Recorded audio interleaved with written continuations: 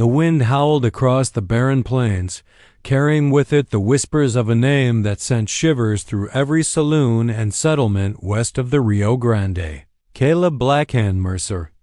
To most, he was less man than myth, a ruthless outlaw whose revolver spoke quicker than the law could react. Children were warned not to speak his name after dark. Ranchers kept their rifles close whenever his shadow was rumored nearby. Yet for all his infamy, Caleb rode alone more often than not, a solitary figure wrapped in dust and silence, haunted by ghosts only he could see. He hadn't always been this way. Once, long ago, he had been a farm boy with calloused hands and a mother's lullaby still in his ears. But the Civil War had changed him, turned innocence into bitterness, loyalty into betrayal. He'd watched his home burn, his family scattered, and his heart hardened into something cold and unrecognizable. By the time he took up a gun, it felt less like a choice and more like destiny. Now, years later, his legend had grown like a wildfire. Banks emptied at the sound of his boots. Men who once swore allegiance to him now spoke his name with fear. Yet despite his fame, Caleb found no satisfaction in it.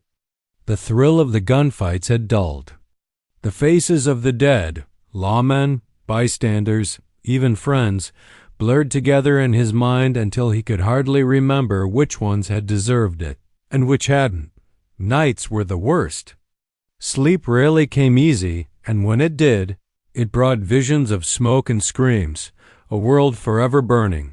On a cold evening, after a failed train heist gone wrong, Caleb's world finally began to unravel. His gang, once loyal, turned on each other in panic. Bullets flew, men screamed, and the air filled with the stench of blood and betrayal.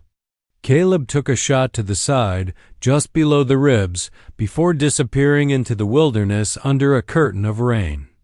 By the time dawn broke, the others were dead or scattered, and the notorious Blackhand was reduced to a bleeding ghost limping through the brush. For 3 days he rode aimlessly, his horse stumbling through mud and thorns until even it could go no farther. Fever blurred his senses. He tore pieces from his coat to bind the wound, cursing the pain and his own stubborn will to survive. There were moments, brief, fragile moments, when he almost wished death would take him. At least then, the blood on his hands might finally dry. But fate, it seemed, had other plans. As the sun dipped low on the 4th evening, Caleb reached a creek nestled between the trees. He dismounted and fell to his knees, drinking greedily from the cool water. His reflection stared back at him. A gaunt, hollow-eyed man who barely resembled the legend whispered across the frontier. The gun at his hip gleamed dully in the fading light, the last remnant of who he was. And then, as the strength drained from his body, he saw movement, the faint outline of a small cabin not far beyond the trees. Smoke rose from its chimney, curling lazily into the crimson sky. His instincts screamed caution, but desperation drove him forward. Each step was agony, each breath a struggle. He made it halfway to the porch before the world tilted sideways and darkness swallowed him whole. The last thing he remembered was the sound of footsteps approaching, soft, measured, and undeniably human. For the first time in years, Caleb Mercer, the man who feared nothing, felt something unfamiliar. Hope. When consciousness returned. It came like a slow, cruel tide. Pain pulsed through Caleb's body, sharp and unrelenting, as though the world itself was reminding him he was still alive. He tried to move, but a hand pressed against his shoulder, gentle yet firm. "Easy now," came a soft voice. For a moment, Caleb thought he was dreaming. The room smelled faintly of lavender and wood smoke, the air warm against his fevered skin. His eyes blinked open to the sight of a woman, no more than 30, sitting beside him. Her sleeves rolled up, her hand steady as she replaced a damp cloth on his brow. Her hair, a chestnut brown streaked with sun, was tied back loosely, and her expression was neither fearful nor curious but composed. "You're lucky I found you," she said. Another night out there, and the coyotes would have finished what the bullets started.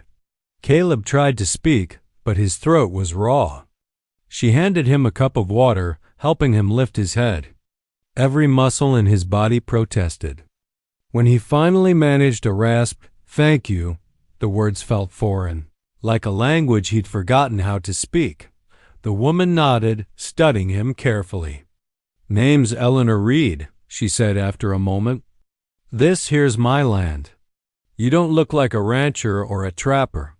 What were you doing bleeding out by my creek?" Caleb's instincts flickered to life, the old habit of guarding the truth. "Got jumped by bandits," he lied, his voice gravelly. "Lost my horse. Been wandering a few days." Eleanor's gaze lingered on him a moment longer, skeptical but not pressing. "Well, you'll rest here until you're fit to stand. After that, you can decide which way you're heading." She rose, moving to tend the small fire in the hearth. Caleb watched her quietly, the rhythmic grace in her movements stirring something unrecognizable inside him. It wasn't attraction, not yet. It was curiosity, the kind he hadn't felt in years. Over the next few days, the cabin became his sanctuary, a place unlike any he'd known. Eleanor tended to him with practiced patience, her touch careful but never timid. She was a woman used to hardship, that much was clear. The faint lines around her eyes spoke of sleepless nights, of years spent fighting for survival. Yet there was warmth in her voice when she spoke, a gentleness that caught Caleb off guard. He learned that her husband, a schoolteacher turned ranch hand, had been killed 2 winters ago, shot by outlaws during a raid not far from town. She had buried him herself, refusing to leave the land they'd built together. Since then, she'd lived in quiet solitude, tending to her livestock in a small vegetable patch, her only company the occasional passing trader. When Caleb heard that, guilt twisted in his chest like a blade. He didn't need to ask who those outlaws had been. His mind supplied their faces, men he'd once ridden with. Each day he grew stronger.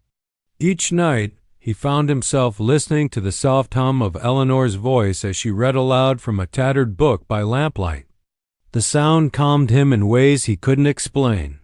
Still, the truth of who he was hung over him like a storm cloud. Every lie he told, every smile he gave, felt undeserved. One evening, as he stepped outside to breathe in the crisp air, he looked toward the horizon, a wash of gold and crimson melting over the fields. For the first time in years, he saw beauty without blood in it. Eleanor joined him on the porch, folding her arms against the chill.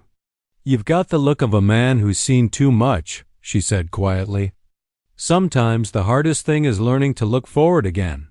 Caleb didn't answer. He couldn't, but in that moment, something inside him shifted, a faint stirring in the ashes of his soul. He didn't yet know it, but the woman beside him had already begun to mend a wound far deeper than the one in his side. The days stretched into weeks, and the rhythm of life at Eleanor Reed's cabin settled into something steady, almost peaceful. For the first time in as long as he could remember, Caleb Mercer woke to the sound of birds instead of gunfire.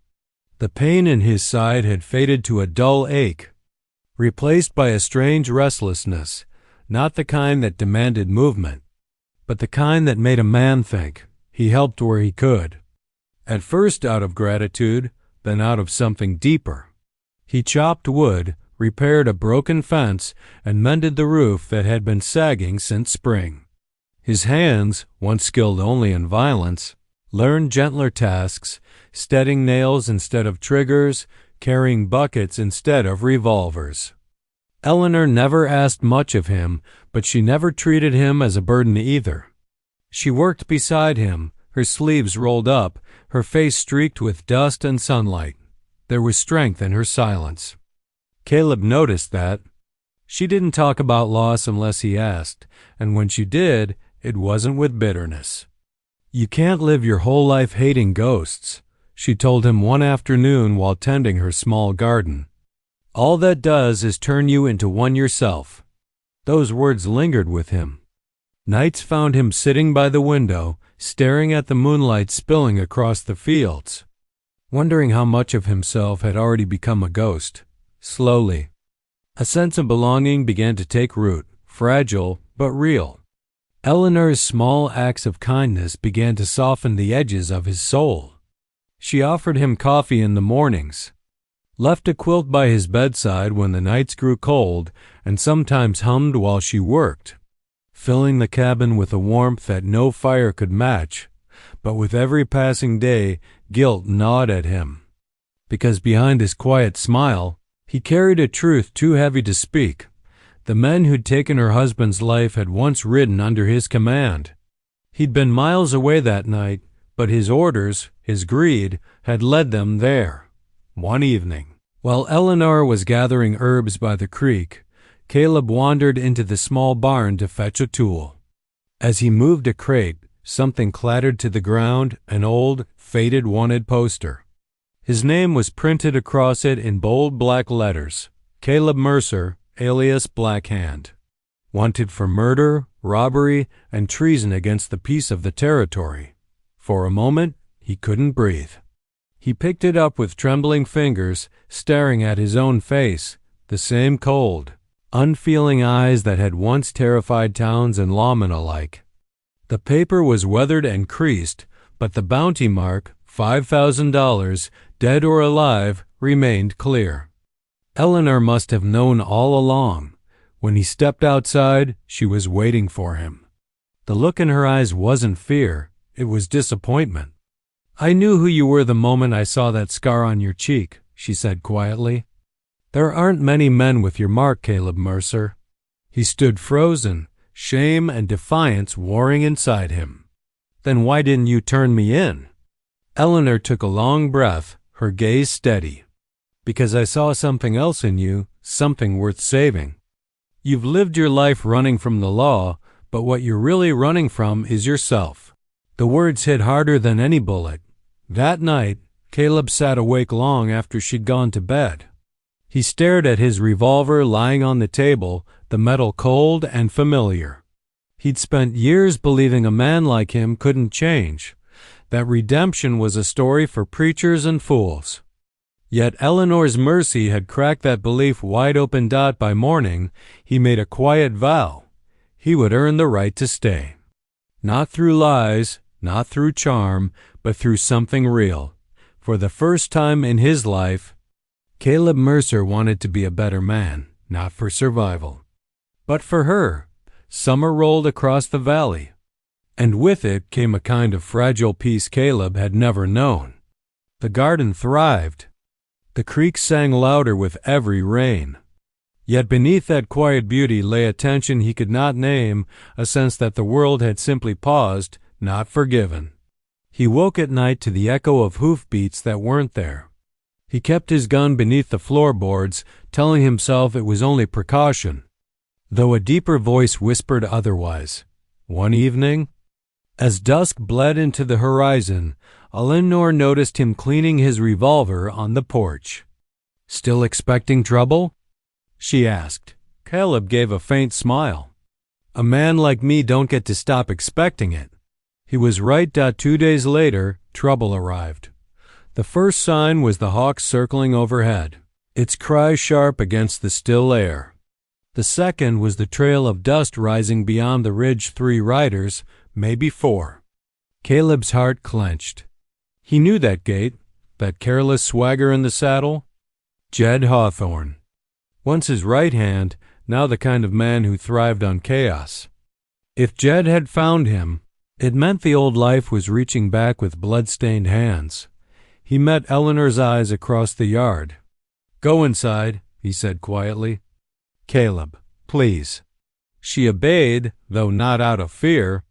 Her trust in him had become instinct. Moments later, the riders reined in before the cabin, their laughter coarse and mocking. Jed dismounted first, spurs jingling. His grin was a blade. "Well, I'll be damned. Blackhand Mercer, playing house with a widow. Never thought I'd see the day." Caleb rose slowly, every muscle taut. You shouldn't vet come here. Can't let a legend fade so easy, Jed sneered. We got a job lined up one last haul. Big money, bigger risk. You're coming with us. His gaze slid toward the window where Eleanor's silhouette lingered. Or maybe we have ourselves a different kind of persuasion. Caleb's pulse thundered. Leave her out of this. Jed chuckled. You always were sentimental underneath that grit. Fine woman like that wasted on an old killer. He gestured to his men. Burn the place if he says no. The world narrowed to the sound of the hammer cocking back on Caleb's revolver. He could drop them all, maybe. But even if he did, word would spread. The law would come, and Eleanor would pay the price of knowing him. There was only one way to end it clean. All right, he said, voice flat. I'll go. Eleanor stepped out before anyone could stop her. Caleb, don't, she pleaded. Her eyes blazed with fear and something deeper defiance. You don't owe them anything. He turned to her, and for a heartbeat the rest of the world disappeared.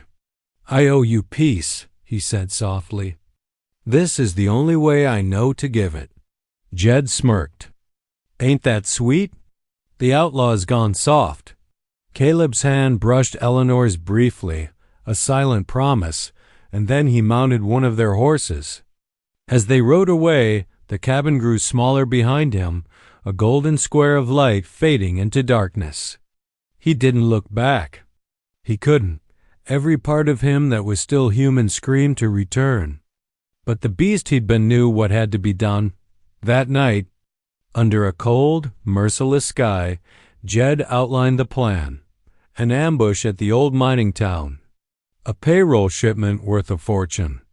Caleb listened in silence, but inside, he was already crafting something else, a reckoning.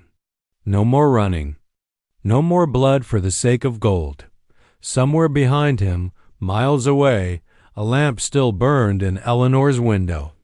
She would wait, though she didn't know if she should. And in the hollow space between their two hearts stretched the truth neither could deny. The past had come calling. But this time, Caleb intended to answer on his own terms. The abandoned mining town of Silver Gulch lay buried beneath decades of dust and silence. Once filled with miners and merchants, now only the wind dared to pass through its broken windows. The air hung heavy with the scent of rust and decay, a fitting stage for the final act of a life built on sin. Caleb, Mercer rode into that ghost town with the weight of his past pressing down like an iron yoke.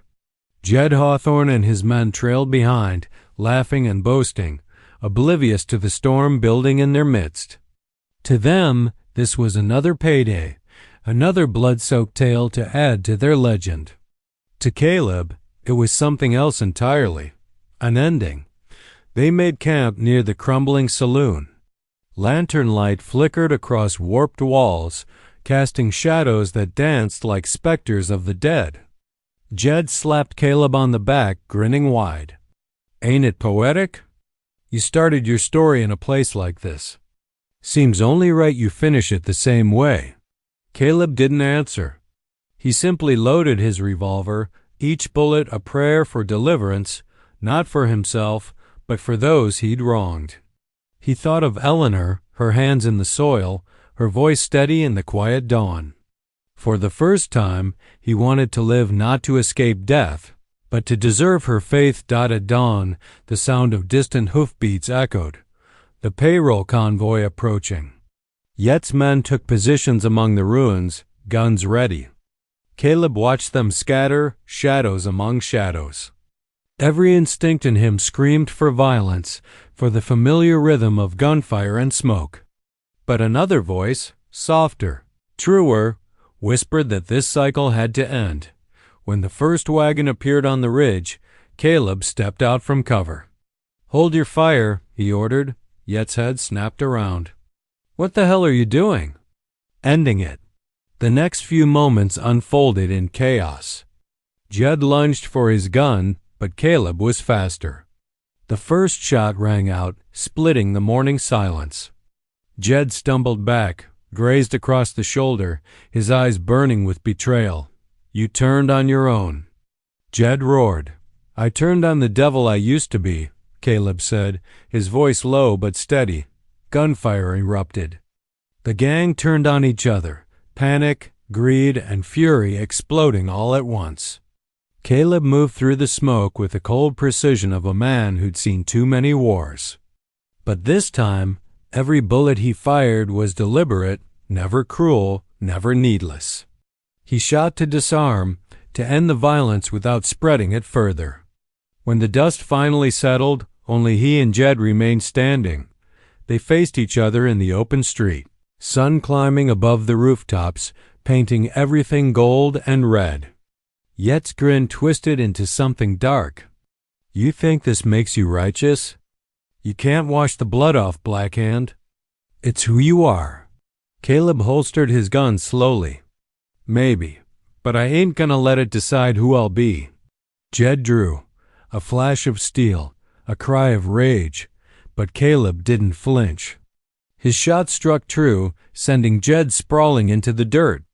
As the outlaw leader gasped his last, the silence that followed was almost holy. Caleb dropped to his knees, the revolver falling from his grasp. For the first time in years, his hands trembled. He didn't know how long he sat there, minutes, hours. When the lawmen finally arrived, summoned by the gunfire, Caleb didn't resist. He raised his hands, surrendering to the justice he'd evaded his whole life. "Name?" The sheriff asked, eyeing him warily. "Caleb Mercer," he said. "And I'm done running." As they led him away, the morning light poured over Silver Gulch like a blessing. Behind him, the town smoldered, ashes and smoke marking the end of an empire built on sin. Somewhere far beyond those hills, a woman would wake to the sound of the wind through her garden, not knowing that the man she'd saved had finally faced his reckoning, and as the sun rose higher, Caleb felt something he hadn't known since he was a boy: peace. The cell was small, its stone walls cracked with age, the air thick with dust and silence. Caleb Mercer sat on the narrow cot, his head bowed, hands folded loosely in his lap. Outside, a sliver of sunlight broke through the iron bars, falling across his face like a quiet reminder that the world still turned, that dawn still came. Even for men like him, weeks had passed since the gunfight in Silver Gulch. The wounds on his body had healed faster than those in his heart. He had expected hatred, scorn, maybe even a rope waiting for him at the gallows. But instead, the sheriff had listened to his confession, to every crime, every sin, and finally, to the choice that had ended it all. Caleb hadn't asked for forgiveness. He hadn't expected it. Yet fate had given him something different. Mercy. He wasn't alone for long. Every few days, footsteps echoed down the corridor, slow, deliberate, and the door would creak open to reveal Eleanor Reed. She came carrying a small basket each time, bread, apples, sometimes books. The first time she appeared, Caleb couldn't meet her gaze. "You shouldn't be here," he said, his voice rough with shame. "I don't deserve your kindness." Eleanor had only smiled softly. "Maybe not," she'd said, "but you've earned my respect." Now she sat beside him, reading aloud from a worn Bible. Her voice filled the room like a melody, steady and soothing. He didn't care much for scripture, but when she spoke, the words seemed less about heaven and more about hope, the kind that belonged to living people, not saints. "You're changing," she said one afternoon, closing the book. "I can see it."